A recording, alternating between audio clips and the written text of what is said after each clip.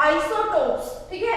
Atomic mass देखो तीनों में डिफरेंट है, कार्बन 12 में भी एग्जिस्ट करता है, कार्बन 13 में भी एग्जिस्ट करता है, कार्बन 14 में।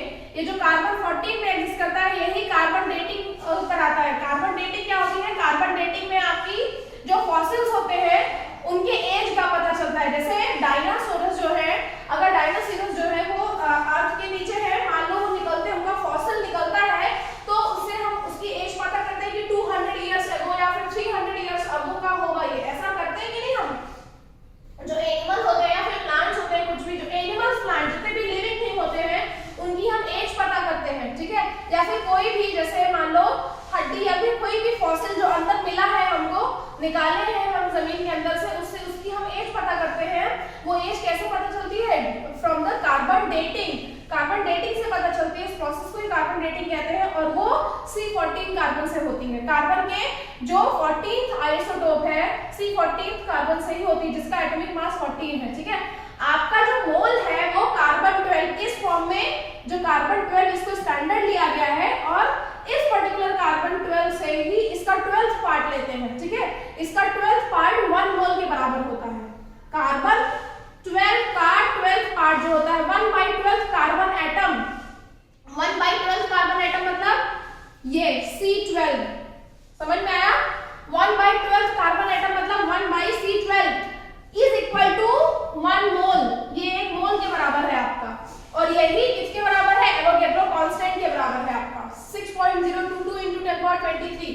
ये आपकी मोल की एक तरह से डेफिनेशन नहीं है, कंसेप्ट है, समझने का कंसेप्ट है। मोल को कैसे हम समझ सकते हैं? मोल की वैल्यू जैसे 1 लीटर बराबर 1000, जैसे आप पढ़ते हो ना, एक मीटर में कितने सेंटीमीटर होते हैं? 1 मीटर में कितने सेंटीमीटर होते हैं? 100 सेंटीमीटर। इस तरह से आप पढ़ते हो ना, इसी तरह से जब आप मोल को पढ़ोगे तो मोल का भी तो कुछ यूनिट होना चाहिए ना बेटा। तो मोल में भी, मोल को भी हम किसी कैसे मेजर करेंगे कि 1 मोल, अगर हम बात करते हैं 1 मोल की, तो 1/C12 कार्बन एटम, ठीक है, या फिर ये इक्वल होता है 6.022 × 1023 मॉलिक्यूल्स, ठीक है। ये 1 मोल के बराबर होता है। अब देखो मोल हम निकालते कैसे हैं, ठीक है। बहुत सिंपल निकालने का फॉर्मूला है, mole is equal to given weight, जो आपका वेट दिया हुआ है, ठीक है, given weight upon molar mass. इसको मोलर मास भी कहते हैं, इसको मॉलिक्यूलर मास भी कहते हैं, ठीक है। मोलर मास भी हो सकता है, ये मॉलिक्यूलर मास भी हो सकता है, दोनों मासेस हो सकते हैं आपके, ठीक है। अब देखो जैसे for example 44 gram of sugar दिया हुआ है क्वेश्चन में, find the mole of 44 gram of sugar, ठीक है। 44 ग्राम के शुगर का मोल निकालना है हमको, तो कैसे निकालेंगे? गिवन वेट कितना है? 44 ग्राम है, ठीक है। गिवन वेट इज 44 ग्राम, ठीक है बेटा। अब मैंने आपको उस दिन क्या बताया था? मॉलिक्यूलर मास निकालना सिखाया था कि आप किसी भी पर्टिकुलर सब्सटेंस का मॉलिक्यूलर मास कैसे निकाल सकते हैं, ये मैंने आपको सिखाया था। तो शुगर, शुगर मतलब सुक्रोज हो गया, सुक्रोज का फॉर्मूला क्या होगा? C12H22O11, ठीक है, O11। हमने यहाँ पे शुगर दे दिया, आपको NaCl दे देगा, NaOH दे देगा, कुछ भी दे देगा, ठीक है, शुगर। तो यहाँ पे क्या होगा? अब इसका मॉलिक्यूलर मास निकालेंगे आप, तो कितना होगा? 12 × 12 प्लस 1 × 22 प्लस ऑक्सीजन का 16 × 11। अब निकाल लो, ये होता है 144 प्लस 22 प्लस ये कितना होगा? 6 कैरी 6 176। तीनों को ऐड कर दो, तीनों को ऐड करके क्या आएगा? 144, 22 और 176 कितना आएगा? 2।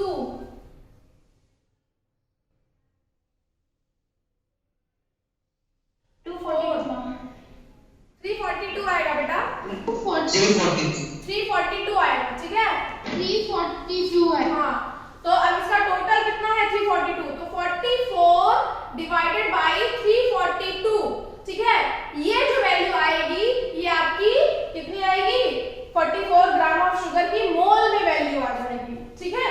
फिर हम उसका रिएक्शन कराते हैं, समझ में आया? तो मोल बहुत निकालना है, मोल का अगर फार्मूला जानना है तो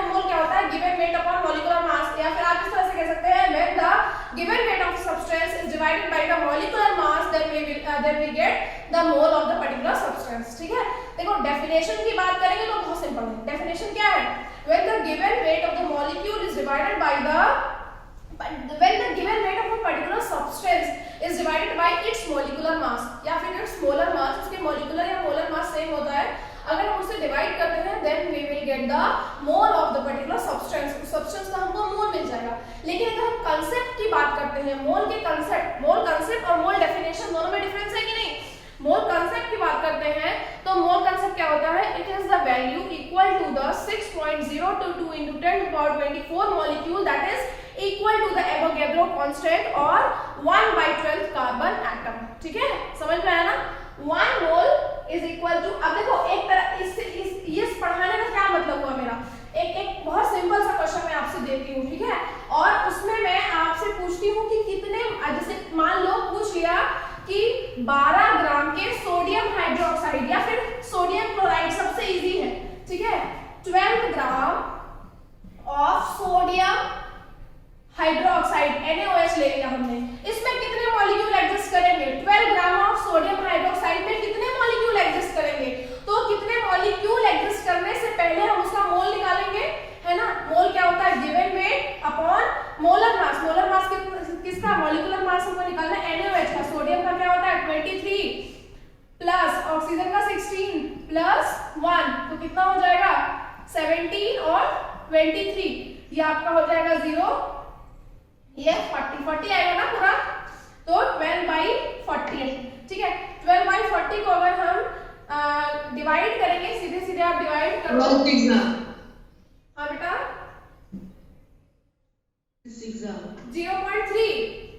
0.3 आएगा ना, तो कितना मोल आया? 0.3 मोल, है ना? 0.3 मोल आया। मतलब अगर मैं बात करती हूँ 12 gram of NaOH, how much molecule of NaOH is present in 12 gram of NaOH। ठीक है, 12 ग्राम के NaOH में कितने मॉलिक्यूल्स पाए जाते हैं, कितने मॉलिक्यूल्स प्रेजेंट हैं? तो मोल हमारा कितना आ गया? 0.3 मोल आ गया। अब हम जानते हैं क्या होता है? 1 mole is equal to 6.022 into 10 to the power 23। एक मोल में इतना होता है, तो 0.3 मोल में कितने मॉलिक्यूल होंगे? यूनिटरी मेथड से निकाल लोगे कि नहीं आप सब? 1 मोल में अगर 0.22 into 10 to the power 23 molecules हुए, तो 0.3 मोल में कितने मॉलिक्यूल एग्जिस्ट करेंगे? ठीक है, समझ में आ गया सबको? मैम हम मल्टीप्लाई कर देंगे। हम मल्टीप्लाई कर देंगे, तो यहाँ पे हम क्या कर देंगे? 0.3 आया ना? हाँ, 0.3 से हम इसको मल्टीप्लाई कर देंगे, हमारे क्या आ जाएंगे? हमारे मोल्स आ जाएंगे। ठीक है, मॉलिक्यूल्स आ जाएंगे, number of molecules in NaOH में कितने मॉलिक्यूल्स प्रेजेंट है, यही हमारा मोल है। बहुत इजी है मोल। अभी देखो आप यहाँ पे देखिए, सबको भूल जाओ। ठीक है, सीधे सीधे इस पे आइए।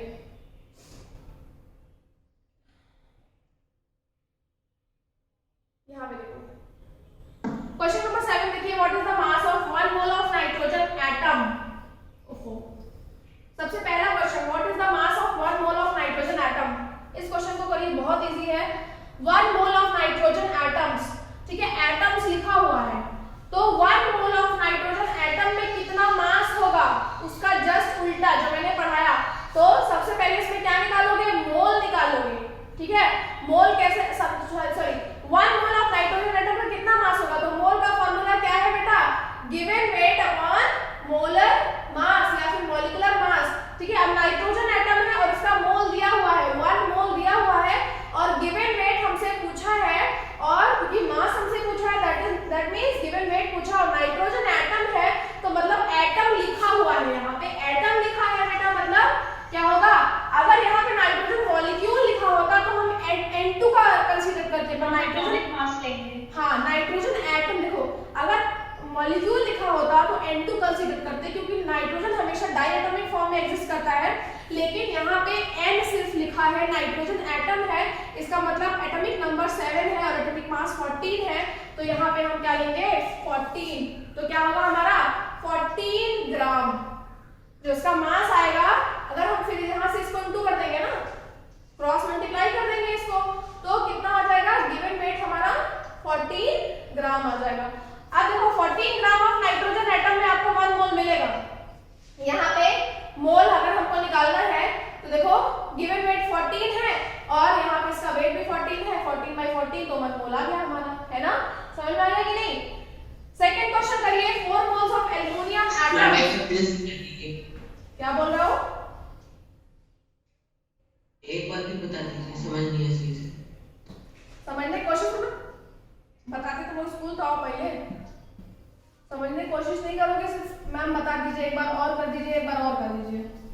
कितना इजी है ये। इतनी देर से मैं क्या चला रही थी, इसीलिए तो मोल पढ़ा रही थी इतनी देर से।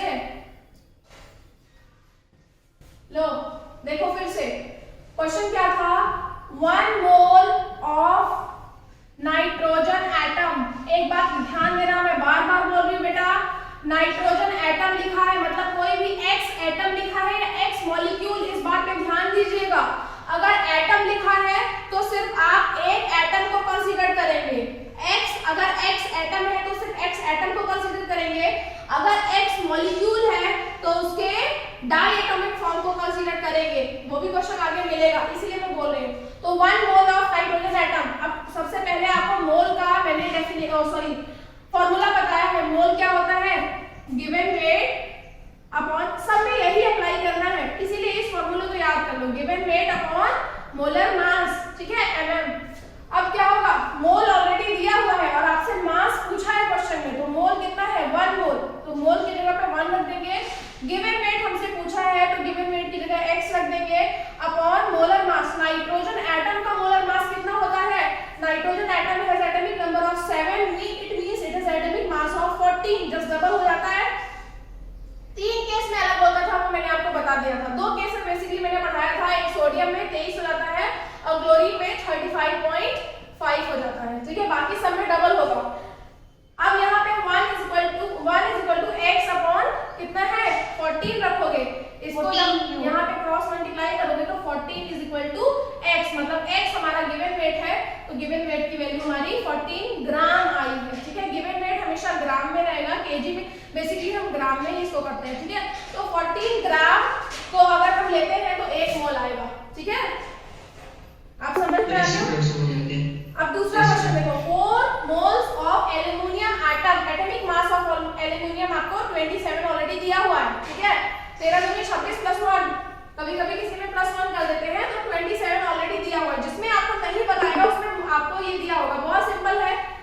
4 मोल्स, मोल ऑलरेडी दिए हुए हैं, गिवन वेट आपसे पूछा हुआ है बेटा, और कितना है 4 मोल्स ऑफ एल्युमिनियम एटम, और एल्युमिनियम का कितना होता है 27 होता है। 27 से आप 4 से इंटू कर दोगे, कितना आ जाएगा आपका 108। तो यहाँ पे क्या आएगा 108 ग्राम अगर हम लेंगे तो हमारा। अब तीसरा आप करेंगे, तीसरे के बाद क्वेश्चन नंबर 8, क्वेश्चन नंबर 9, ठीक है। क्वेश्चन नंबर 8, क्वेश्चन नंबर 9, 10, 11 सबका होना चाहिए, सबका आना चाहिए बेटा। हर एक की कॉपी में क्वेश्चन नंबर 8, 7, 8, 9, 10 होना चाहिए, बिना कहीं से कॉपी किए, बिना नेट से छापे, तभी आप एग्जाम में कर पाओगे, वरना 9th एग्जाम में मैं फेल कर दूंगी। मैं बता दे रही हूँ सबको एकदम openly, I am telling you, अगर आपने ये खुद से सॉल्व नहीं किया मैं फेल कर दूंगी एग्जाम में, अगर एग्जाम में नहीं कर पाए आप तो। इसलिए साइंस में आप फिजिक्स के उसमें पास हो जाएंगे, केमिस्ट्री में फेल तो फेल। और I will not let you promote in class 10th।